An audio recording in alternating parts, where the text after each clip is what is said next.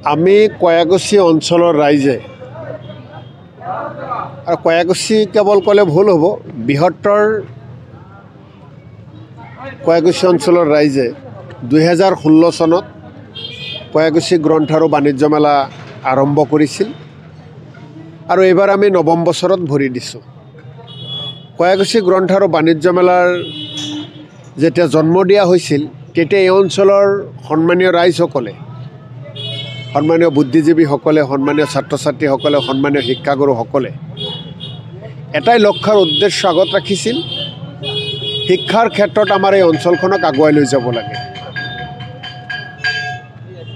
সাংস্কৃতিক দিশসমূহত আমাৰ এই অঞ্চলক আগুৱাই লৈ যাব লাগে, ক্ৰীড়াৰ ক্ষেত্ৰত আমাৰ এই অঞ্চলক আগুৱাই লৈ যাব লাগে আৰু প্ৰতিযোগী মন গঢ়াৰ ক্ষেত্ৰত উঠি অহা নৱপ্ৰজন্ম ছাত্ৰ ছাত্ৰী যুৱক যুৱতীসকলক কেনেকৈ গঢ় দিব পাৰি প্ৰতিযোগী মন, তাৰ কাৰণে কয়াগুছি গ্ৰন্থ আৰু বাণিজ্য মেলাই আগৰ পৰাই কাম কৰি আহিছে। সমন্বয় ভাতৃত্ববোধৰ যাতে এটা স্থলী হয় কয়াগুছি গ্ৰন্থ আৰু বাণিজ্য মেলা, যাৰ বাবে তাতে নাম দিয়া হৈছিল শংকৰ আজান সমন্বয় ক্ষেত্ৰ। আজি আহি আমি নৱম বছৰত ভৰি দিছোঁ।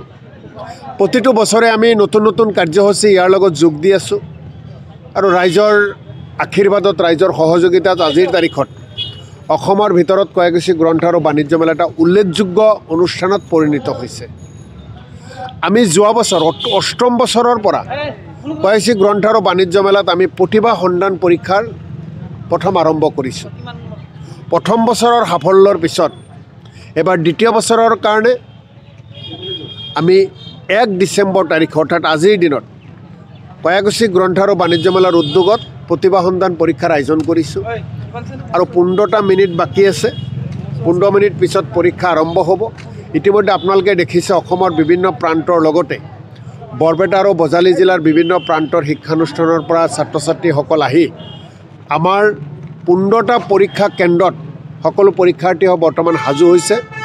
মই সকলো পৰীক্ষাৰ্থীক শুভেচ্ছা জনাইছোঁ আৰু আমি আশা কৰিছোঁ যে এই প্ৰতিভা সন্ধান পৰীক্ষাত বহাৰ পিছত প্ৰতিজন ছাত্ৰ ছাত্ৰী উপকৃত হ'ব আৰু ভৱিষ্যত জীৱনৰ কাৰণে নিশ্চিতভাৱে আজি যথেষ্ট তেওঁলোকে অভিজ্ঞতা লাভ কৰিব। আজি আমাৰ 3167জন 3167 ষ্টুডেণ্ট আমাৰ পৰীক্ষাত বহিছে।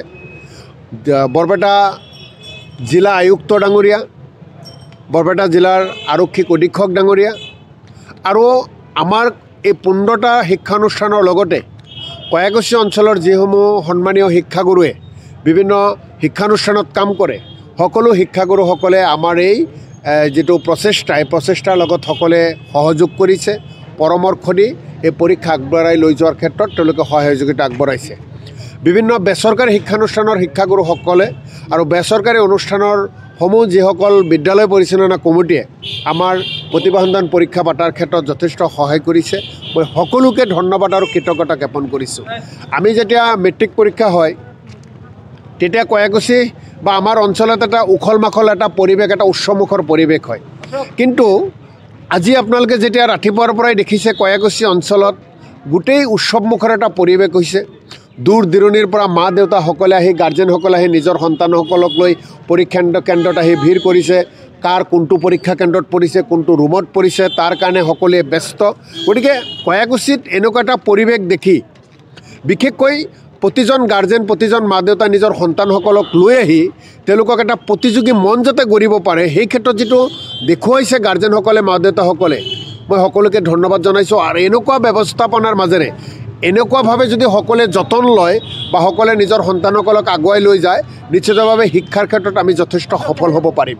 প্ৰতিজন ছাত্ৰ ছাত্ৰীসকলক দেখিছোঁ তেওঁলোকে এনেকুৱা ব্যস্ততা, এনেকুৱা তেওঁলোকৰ চকুত মুখত ভাহি উঠিছে। তেওঁলোকে পৰীক্ষাৰ কাৰণে ইমান দিনে ব্যস্ত হৈ আছিল, অধ্যয়ন কৰিছে, তেওঁলোকে আজি পৰীক্ষাত বহিছে। গতিকে ছাত্ৰ ছাত্ৰীসকলৰ এই উচ্চ উদ্দীপনা দেখি যথেষ্ট মই অভিভূত হৈ পৰিছোঁ আৰু আশা কৰিছোঁ পৰৱৰ্তী সময়খিনিতো এই পৰীক্ষাৰ আমি আৰু বহল কৰিব লাগিব, এই পৰীক্ষাৰ মান আমি আৰু উন্নত কৰিব লাগিব। আমি সেই ক্ষেত্ৰত নিশ্চিতভাৱে সকলোৰ সহযোগিতা কামনা কৰিম।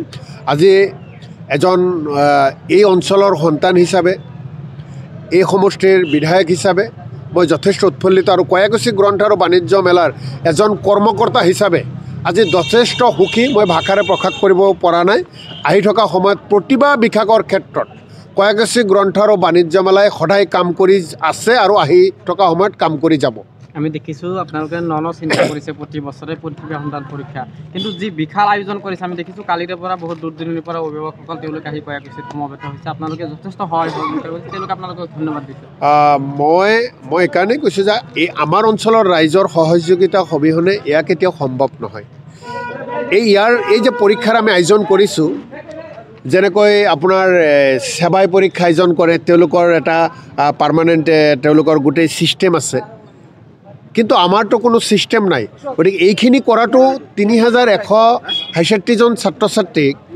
পৰীক্ষাৰ্থীত সময়ত বহোৱা পৰীক্ষা লোৱা গোটেইখিনি কৰাটো ইমান সহজ কাম নহয় এই গোটেইখিনি কাম সম্পূৰ্ণ হৈছে সকলোৱে